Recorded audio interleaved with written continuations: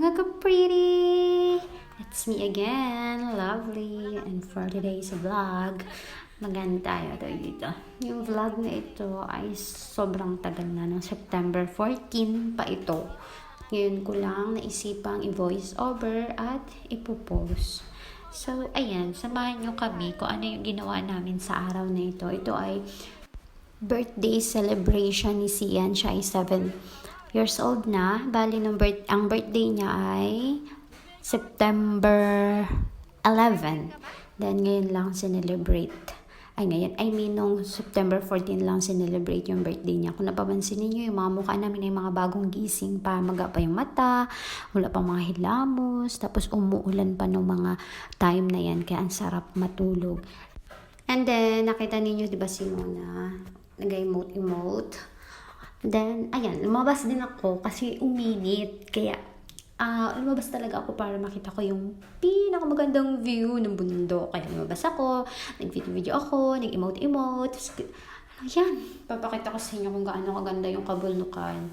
I swear, babalik kami dyan. Siguro mga December, kung papayagan ako ni Mama. Basta nakaplano na kung kailan kami babalik. Kung gusto niyo sumama, sige, sama lang kayo sa amin.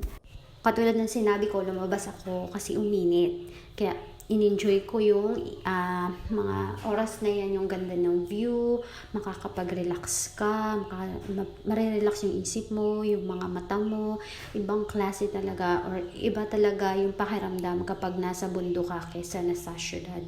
Alam mo yun, mafe-feel mo yung, hindi mo maririnig yung mga tunog ng sasakyan, yung ingay, yung tanging maririnig mo lang yung tunog ng mga ibon, yung patak ng ulan sa bubong, yung mga hangin. Sobrang sarap, sobrang nakaka-relax. Kaya grabe, nag-enjoy kami ng mga araw na nandyan kami sa kabulnukan. At syempre, pumunta din ako sa school ng mga nag-aaral dyan sa kabulnukan. At pag open mo ng bintana na yan, yun yung makikita mo araw-araw kapag nagtuturo ka dyan. Marirelax ka talaga, as in. Basta, ang masasabi ko lang, ang ganda. Ang ganda. Sobrang ganda. As in, yun yung talaga masasabi ko. Basta maganda, kung gusto nyo pumunta kayo. Nakakapagod lang ang paakyat, pero sulit naman kapag nasa taas na kayo. Ganito lang kasimple yung room na meron sa kabulnukan. At kung tatanungin ninyo kung ilan yung room na meron dito or meron doon sa kabulnukan, ay 3 lang. At tatlo lang din na missionary. Apat ata na missionary teacher ang nagtuturo doon. Kung hindi ako nagkakamali ha. Hindi ko kasi alam kung ilan. Pagkatapos ko dito sa room, bumalik na din ako doon sa tinutuluyan namin doon sa bahay nila tita para tumulong na din kung ano yung ginagawa nila. Nung pagdating ko, si Mona, si Colleen, si Kish at si Twins ay nag-aasikaso na pang display doon sa ni Sian. Nagpalubo na sila.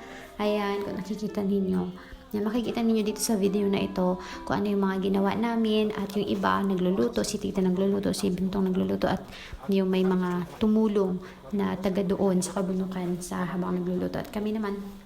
Ayan yung ginagawa namin. Kung makikita ninyo kung ano yung mga handa na meron kami. Simple lang pero sobrang saya namin kasi masaya yung mga tao na doon sa kabulnukan at masaya din si Sia na nakapag-celebrate ng kanyang 7th birthday kahit na wala siyang cake kasi yung mga panahon na yan sobrang lakas ng agos ng ilog kaya hindi rin kami nakauwi ng araw na yan.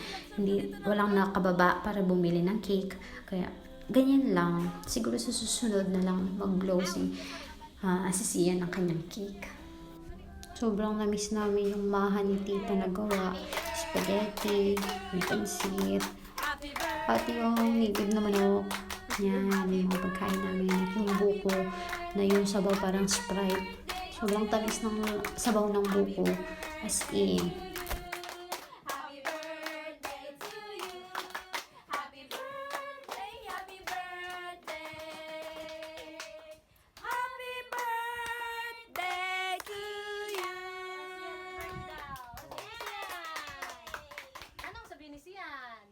Birthday din.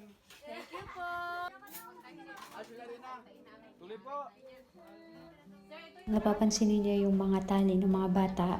Yung buhok nila may mga flowers. Ako yung tumali sa kanila. Kasi habang tinatalian ko si Sia, nandoon din sila. Sabi ko, gusto niyo din ba talian ko? Kaya sabi nila, gusto din nila. So, ayan, tinalian ko din sila. Tapos sabi ko, kuha kayo ng flower para ilagay natin sa mga buhok ninyo para maganda.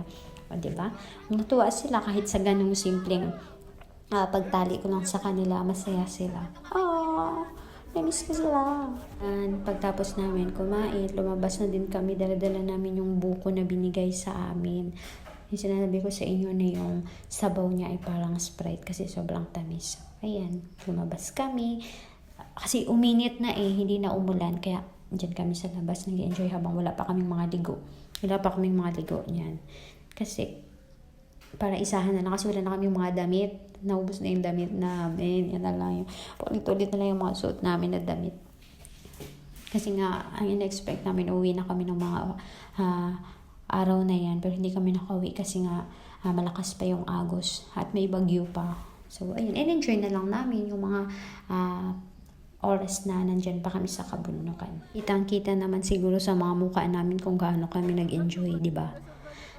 Kasi, wala. Sobrang ganda. Hanggang ngayon, yung isip namin nasa kabundukan pa din. Kung gaano kaganda yung kabundukan. Sana talaga makabalik kami.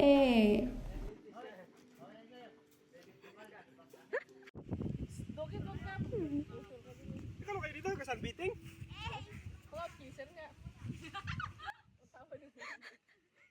Sana malaglag ka.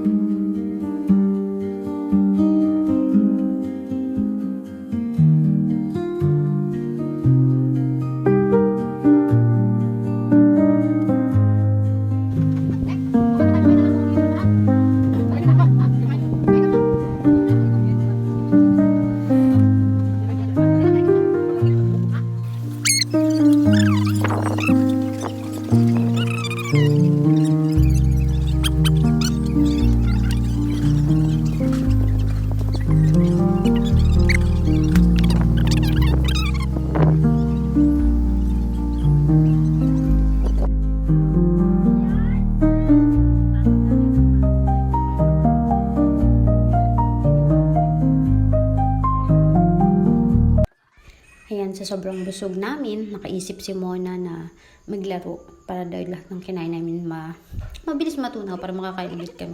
So, ayan, nagbato-bola kami.